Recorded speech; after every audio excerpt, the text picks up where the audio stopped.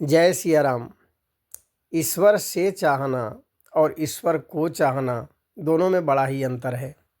जो ईश्वर को चाह लेता है उससे ईश्वर से चाहने की इच्छा नहीं रह जाती। एक कथा सुनते हैं। एक नगर के राजा ने यह घोषणा करवा दी कि कल जब मेरे महल का मुख्य दरवाज़ा खोला जाएगा तब जिस व्यक्ति ने जिस वस्तु को हाथ लगा दिया वह वस्तु उसकी हो जाएगी। यह घोषणा को सुनकर सब लोग आपस में बातचीत करने लगे कि मैं अमुक वस्तु को हाथ लगाऊंगा। कुछ लोग कहने लगे मैं तो स्वर्ण को हाथ लगाऊंगा। कुछ लोग कहने लगे कि मैं कीमती जेवरात को हाथ लगाऊंगा।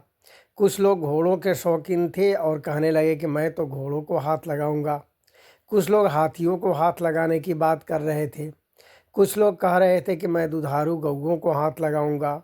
कल्पना कीजिए कैसा रहा होगा वह अद्भुत दृश्य। उसी वक्त महल का मुख्य दरवाज़ा खुला और सब लोग अपनी अपनी मनपसंद वस्तु की ओर हाथ लगाने दौड़े।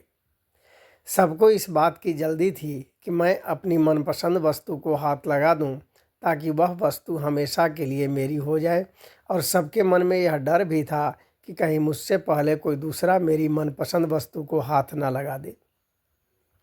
राजा अपने सिंहासन में बैठा सबको देख रहा था और अपने आसपास हो रही भाग दौड़ को देखकर मुस्कुरा भी रहा था। उसी समय उस भीड़ में से एक छोटी सी लड़की आई और राजा की तरफ बढ़ने लगी। राजा उस लड़की को देखकर सोच में पड़ गया और फिर विचार करने लगा कि यह लड़की बहुत छोटी है, शायद यह मुझसे कुछ पूछने आ रही है। वह लड़की धीरे धीरे चलती हुई राजा के पास पहुंची और उसने अपने नन्हे हाथों से राजा को हाथ लगा दिया। राजा को हाथ लगाते ही राजा उस लड़की का हो गया और राजा की प्रत्येक वस्तु भी उस लड़की की हो गई। जिस प्रकार उन लोगों को राजा ने मौका दिया था और उन लोगों ने गलती की, ठीक उसी प्रकार ईश्वर भी हमें हर रोज़ मौका देता है और हम हर रोज़ गलती करते हैं। हम ईश्वर को पाने के बजाय ईश्वर की बनाई हुई सांसारिक वस्तुओं की कामना करते हैं और उन्हें प्राप्त करने के लिए यत्न करते रहते हैं।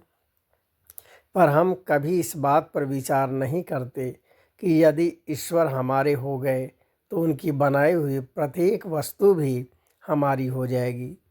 ईश्वर को चाहना और ईश्वर से चाहना दोनों में बहुत का अंतर है। जय सिया राम।